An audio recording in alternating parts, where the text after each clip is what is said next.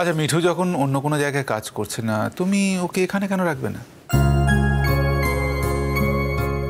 তোমার সাথে তো আমার এটা নিয়ে কথা হয়ে গেছে, আলোচনা হয়নি। আমার সঙ্গে কথা বলে তো হবে না, মিঠুকেও তো বলতে হবে। দাদাবাবুর এখানে যে রান্না করতো আগে, তাকেও আমরা রাখবো, তাকেও ছাড়াবো না। না না বৌদি, তোমাদের অসুবিধা করে আমাকে কাজে রাখার দরকার নেই। আমি কাজ একটা ঠিক পেয়ে যাব। তবুও একবার জেনে গেলাম আর কি, কাজের তো আর অভাব নেই। আমি এখন আসি বৌদি। তুমি কেন ভুলে যাও বলো তো? তুমি আমার কতদিনের সঙ্গী, তুমি থাকলে আমার কিসের অসুবিধে? আমার জীবনটা তোমার থেকে ভালো কে জানে মিঠুদি? মিঠু, তুমি কোথাও যাবে না, তুমি এখানেই থাকবে। তুমি তোমার বৌদির সাথে থাকো। তোমার বৌদি পুরনো বাড়ি ছেড়ে এখানে এসেছে, তুমি থাকলে পরে ওর মন মেজাজ সব ভালো থাকবে, ও নিজেও ভালো থাকবে। তাহলে দাদাবাবু, আমার কাজটা হবে তো এখানে? কাজ তো হয়ে গেছে, শুধুমাত্র তো রান্না করা তোমার কাজ নয়, তোমার বৌদির সঙ্গে থাকা কাজ, বৌদিকে ভালো রাখা কাজ, সব তোমার। এসো তোমাকে দেখাই। এই দেখো, এই এত খাবার, সব স্যান্ডউইচ সব তোমার রোহিত দাদা বানিয়েছে নিজের হাতে আমার জন্য। কি বলবে বলো? তুমি জলখাবার খাবে তো? এটা আবার জিজ্ঞেস করছো মিঠুকে? সকালে এসছি, নিশ্চয়ই খিদে পেয়েছে, অবশ্যই খাবে। আর তার আগে তুমি তোমার জলখাবারটা শেষ করো। উমা, এত সকালবেলা আমার বৌদি জলখাবার খাচ্ছে? আসলে কি বলুন তো দাদা, আমার বৌদিটা সকালবেলা 1 কাপ চা আর 2টো বিস্কুট ছাড়া তো কিছু জুটতো না। কি করে জুটবে বলুন? বাড়ির 10 জনের খিদমতগারি করতে করতেই তো বৌদি সময় পেত না। বৌদি, কত যত্ন করে দাদা তোমাকে খাওয়াচ্ছে, তুমি খেয়ে নাও বৌদি। মিঠু, এর মধ্যে চোখে জল আসার কি আছে? এটাই তো স্বাভাবিক। এই স্বাভাবিক জীবনটা তো আমার বৌদি পায়নি কোনোদিন, তাই চোখে জল এলো দাদাবাবু। আচ্ছা আচ্ছা, থাক, এসব কথা হয়েছে। না, হয়নি। তোমার ব্রেকফাস্টটা কমপ্লিট হয়নি? এই তো খেলাম তো, অর্ধেকটা স্যান্ডউইচ খেয়েছি, 1 গ্লাস দুধ খেয়েছি। আমি আর খেতে পারছি না, আমি একসাথে এত খেতে পারি না, অভ্যেস নেই তো। হয়ে যাবে অভ্যেস। আপাতত যে অর্ধেকটা খাওনি সেটা খেয়ে নাও। খেয়ে নাও বৌদি, মানুষটা এত ভালোবেসে তোমাকে খাইয়ে দিচ্ছে, তুমি ঠিক পারবে, খেয়ে নাও।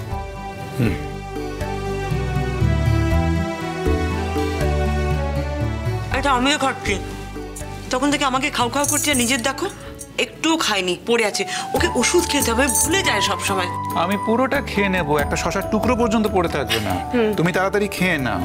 আমি পুরোটা খেয়ে নেবো, চিন্তা নেই। আমি একটা প্লেট নিয়ে আসি, ওকে দেবো তো। স্যার, আমি খেতে খেতে যাচ্ছি, ফেলবো না। মিঠু, তুমি তাড়াতাড়ি ফ্রেশ হয়ে ব্রেকফাস্টটা করে নাও। ও দাদা, তার মানে আজ থেকে আমি কাজে বহাল হলাম তো? তোমায় কে বলেছে যে আমি তোমাকে কাজে বহাল করলাম? মানে? তুমি তো আমাদের পরম আত্মীয়। আজ থেকে বৌদি দেখাশোনার ভার তোমার উপর। তবে হ্যাঁ মিঠু, আমাকে কিন্তু একটা প্রতিশ্রুতি দিতে হবে। যদি কোনোদিন আমি না থাকি, তাহলে কিন্তু তুমি তোমার বৌদিকে ছেড়ে কোথাও যাবে না, ওর পাশেই থাকবে। বলো, কথা দাও। মিঠুদি, কোনো কথা তুমি দেবে না। ও যদি কোনোদিন না থাকে, আমি মরি বাঁচি, আমার পাশে কে আছে না আছে কোনো জানার দরকার নেই ওর। আমারও তো আশ্বাস পাওয়া দরকার যে আমি যদি কোনোদিন না থাকি, তোমার পাশে তোমাকে দেখার জন্য অন্তত কেউ। তুমি চুপ করো, আবার এসব কথা বলছো। এসব কথা কেন বলছেন দাদাবাবু? এসব কথা বলবেন না আমার বৌদিকে। মানুষটা সারা জীবন অনেক কষ্ট করেছে দাদাবাবু। আমার বৌদি এখন আপনাকে আঁকড়ে ধরে জীবনে বাঁচতে চাইছে, আর আপনি যদি না থাকেন, আমার বৌদির জীবনটা তছনছ হয়ে যাবে দাদাবাবু, তছনছ হয়ে যাবে। দাদাবাবু, আমার বৌদিরা অসাধ্য সাধন করতে পারে, আমার বৌদি তার ভালোবাসা সেবা যত্ন দিয়ে আপনাকে ঠিক বাঁচিয়ে তুলবে। আপনি দেখবেন ঠিক বাঁচিয়ে তুলবে। মিঠু দি, কানাকাটি করো না।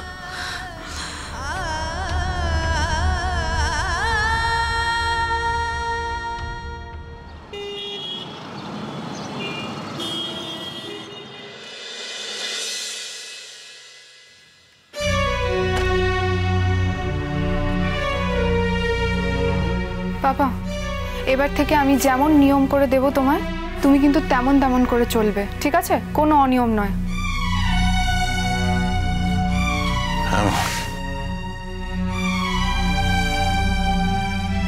তুমি যেমন ভাবে বলবে আমি তেমন ভাবেই চলবো। পাপা, তুমি কি কয়েকটা দিনের জন্য কোথাও যেতে চাও? না, আমার এখন আর কোথাও যেতে ইচ্ছে করছে না। বাবা, তোমাকে কিন্তু এই ডিপ্রেশনটা কাটিয়ে উঠতেই হবে। বাবা, জীবন কারোর জন্য থেমে থাকে না, যা হয়ে গেছে হয়ে গেছে। তুমি এখন একদম সবকিছু ভুলে যাও। আমি তো বলছি তোমাকে। আমি চেষ্টা করেছিলাম দিদি, সবকিছু ভুলে বেঁচে থাকার চেষ্টা করেছিলাম, পারিনি। তোমার মা আমাকে ভুলতে দেননি, আবার আমার কাছে কোনোদিন ফিরেও আসেনি। আমি কিন্তু অনেক অনুনয় করেছিলাম, অনুরোধ করেছিলাম, আগের সবকিছু ভুলিয়ে দিতে চেয়েছিলাম, কিন্তু তোমার মা সেটা করতে দেননি। তোমার মা আমার উপর ভরসা রাখতে পারে। যে ভরসা রাখতে পারেনি তাকে নিয়ে এত ভাবছো কেন বাবা? সে কখনো চাইনি তোমার সঙ্গে থাকতে।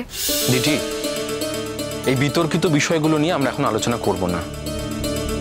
আফটার অল তো পাপা অসুস্থ, শুধু শুধু পাপাকে স্ট্রেস দিয়ে তো কোনো লাভ নেই।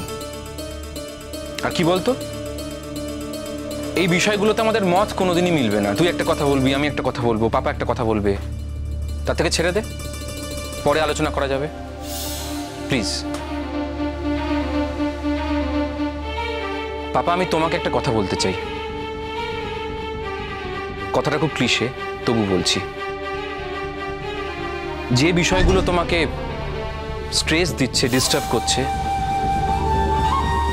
দয়া করে সেই বিষয়গুলো নিয়ে ভেবো না। দেখো, মা কিন্তু নিজের জীবন নিয়ে মুভ অন করে গিয়েছে। নতুন জীবনে মা নিজের মতো করে হ্যাপি। আর আমরা সন্তান হিসেবে চাই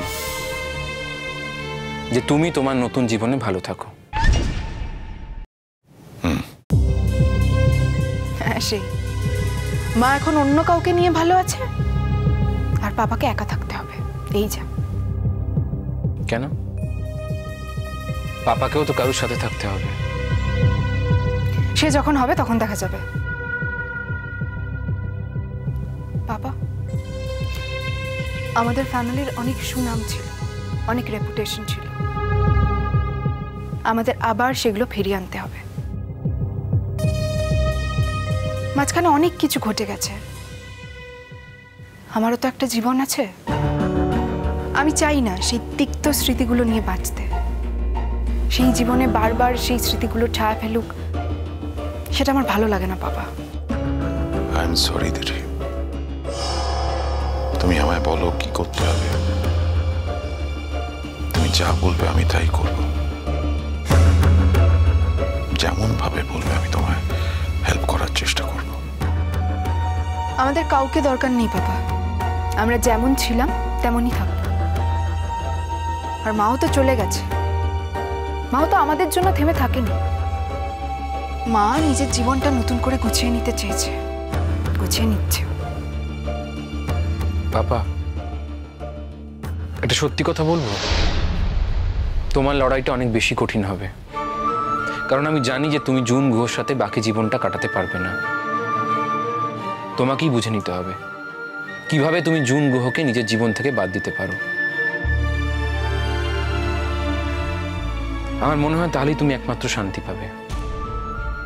আর প্লিজ রিকোয়েস্ট করছি তোমার কাছে, যে কাণ্ডটা তুমি ঘটিয়েছিলে ভবিষ্যতে কোনোদিনও এরকম কাণ্ড ঘটিও না। একটু সময় দাও নিজেকে। যখন মনে হবে সুস্থ হয়ে উঠেছো অফিসে যাও। আমার মনে হয় কলিগদের সাথে কথা বললে হয়তো তুমি বেটার ফিল করবে। ভালো লাগবে।